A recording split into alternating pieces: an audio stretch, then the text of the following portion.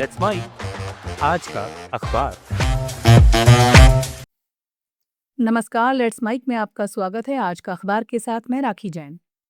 The New York times से प्रकाशित लेख तेहरान ने दुनिया का दिल कैसे जीता। इसमें लेखक ये तर्क देता है कि अमेरिका और इजराइल के साथ हुए हालिया संघर्ष ने ईरान को केवल एक क्षेत्रीय शक्ति के रूप में नहीं, बल्कि पश्चिमी दबाव के खिलाफ प्रतिरोध के प्रतीक के रूप में स्थापित कर दिया है। लेख का कहना है कि जिस ईरान को लंबे समय तक दुनिया के एक अलग थलग प्रतिबंधों से घिरे और आलोचना झेलने वाले देश के रूप में देखा जाता था, वही आज एशिया, अफ्रीका, लैटिन अमेरिका और व्यापक वैश्विक दक्षिण के कई देशों में संप्रभुता और आत्मसम्मान की लड़ाई का प्रतीक बनता दिखाई दे रहा है। लेख इस कहानी को 1951 से जोड़ता है, जब ईरान के प्रधानमंत्री मोहम्मद मोसदेग ने ब्रिटिश नियंत्रण से ईरानी तेल संसाधनों को मुक्त कराने की कोशिश की थी। लेखक याद दिलाता है कि मोसदेग को बाद में अमेरिका और ब्रिटेन समर्थित तख्ता पलट में सत्ता से हटा दिया गया। तब से ईरान के राजनीतिक मानस में धारणा गहराई से बैठ गई कि पश्चिमी शक्तियां उसकी स्वतंत्रता और संसाधनों पर नियंत्रण चाहती हैं। यही ऐतिहासिक स्मृति आज भी ईरान की राजनीति और उसकी विदेश नीति को प्रभावित करती है। लेख के अनुसार हालिया युद्ध ने एक नया मोड़ पैदा किया है। अमेरिका और इजराइल ने ईरान को झुकाने की कोशिश की, लेकिन ईरान न केवल टिक गया, बल्कि उसने स्ट्रेट ऑफ हॉर्मुज जैसे रणनीतिक क्षेत्र पर अपना प्रभाव दिखाकर वैश्विक अर्थव्यवस्था को प्रभावित करने की क्षमता भी प्रदर्शित की। लेखक का कहना है कि इससे दुनिया के कई छोटे और मध्यम आकार के देशों को ये संदेश गया कि अमेरिका की शक्ति असीमित नहीं है और उसके दबाव का प्रतिरोध संभव है। लेख ये भी बताता है कि चीन, रूस, मलेशिया, पाकिस्तान, तुर्की, भारत और अफ्रीका के कई हिस्सों में इस संघर्ष को केवल ईरान का मामला नहीं माना गया। वहां इसे एक बड़े सवाल के रूप में देखा गया। क्या किसी भी स्वतंत्र नीति अपनाने वाले देश को पश्चिमी ताकतों द्वारा इसी तरह निशाना बनाया जा सकता है? इसी कारण कई देशों में ईरान के प्रति सहानुभूति और समर्थन देखने को मिला। लेखक के अनुसार ये समर्थन जरूरी नहीं कि ईरानी शासन की नीतियों के प्रति प्रेम हो, बल्कि ये उस सिद्धांत के समर्थन में है कि किसी देश को अपनी संप्रभुता बनाए रखने का अधिकार होना चाहिए। लेख विशेष रूप से इस बात पर जोर देता है कि दुनिया इस समय एक नए वैश्विक पुनर्संतुलन के दौर से गुजर रही है। कई देश अमेरिका पर निर्भरता कम करने और चीन, ब्रिक्स तथा अन्य वैकल्पिक मंचों के साथ रिश्ते मजबूत करने की कोशिश कर रहे हैं।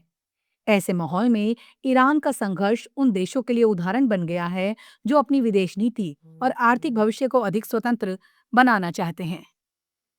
कुल मिलाकर ये लेख कहना चाहता है कि अमेरिका और इजराइल ने जिस युद्ध के जरिए ईरान को कमजोर करने की कोशिश की, उसका एक अप्रत्याशित परिणाम ये हुआ कि ईरान की वैश्विक छवि मजबूत हो गई। आज दुनिया के कई हिस्सों में उसे केवल एक देश नहीं, बल्कि बाहरी दबाव के सामने झुकने से इनकार करने वाले राष्ट्र के रूप में देखा जा रहा है।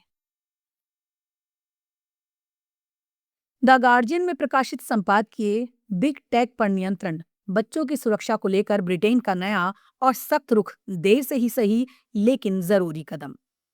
इसमें कहा गया है कि ब्रिटेन सरकार का 16 साल से कम उम्र के बच्चों के लिए सोशल मीडिया प्लेटफॉर्म्स पर प्रतिबंध लगाने का फैसला एक बड़े बदलाव का संकेत है। अखबार का मानना है ये कदम आसान नहीं होगा और इसके लागू होने को लेकर कई व्यवहारिक सवाल हैं, लेकिन फिर भी ये इंटरनेट को बच्चों के लिए ज्यादा सुरक्षित बनाने की दिशा में एक महत्वपूर्ण शुरुआत है। संपादकीय बताता है कि अभी तक ब्रिटिश सरकार तकनीकी कंपनियों के प्रति काफी नरम रुख अपनाए हुए थी। सरकार और नियामक संस्थाएं इस बात से बचती रही थी कि कहीं बड़े टेक प्लेटफॉर्म्स पर ज्यादा दबाव ना पड़ जाए।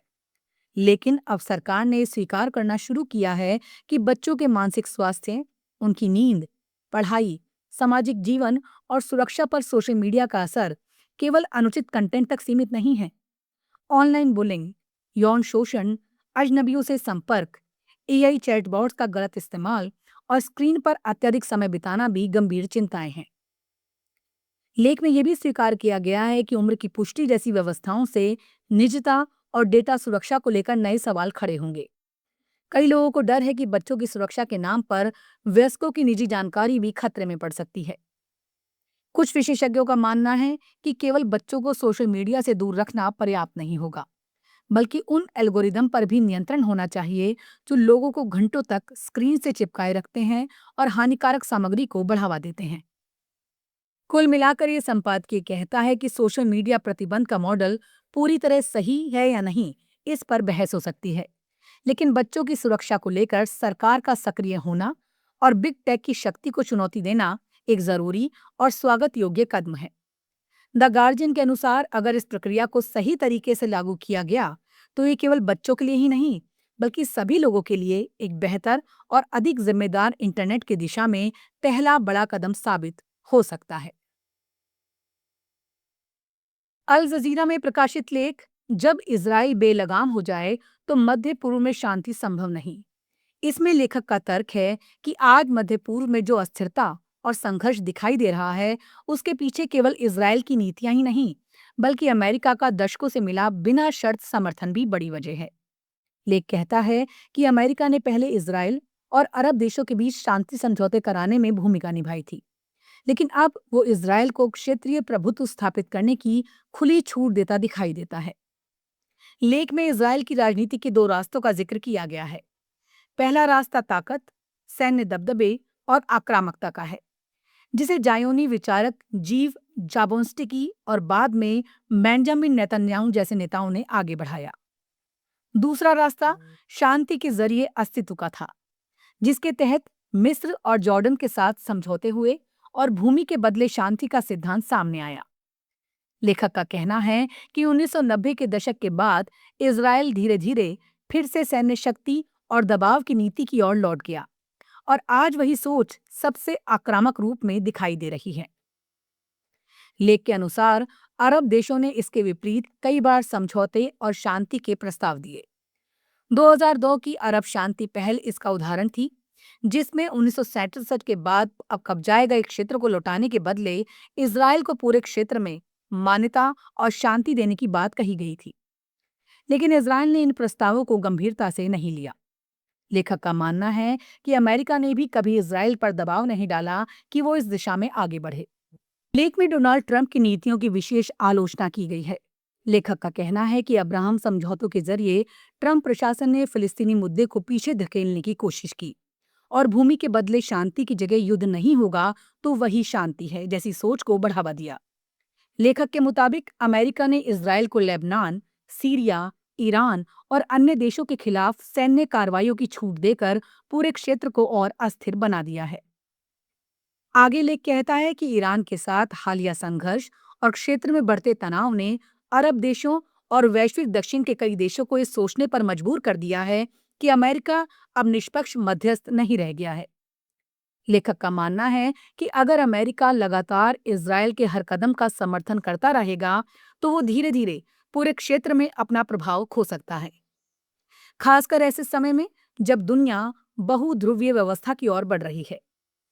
कुल मिलाकर अल जजीरा का ये लेख ये संदेश देता है कि मध्य पूर्व में स्थायी शांति केवल सैन्य ताकत या प्रभुत्व से नहीं आ सकती।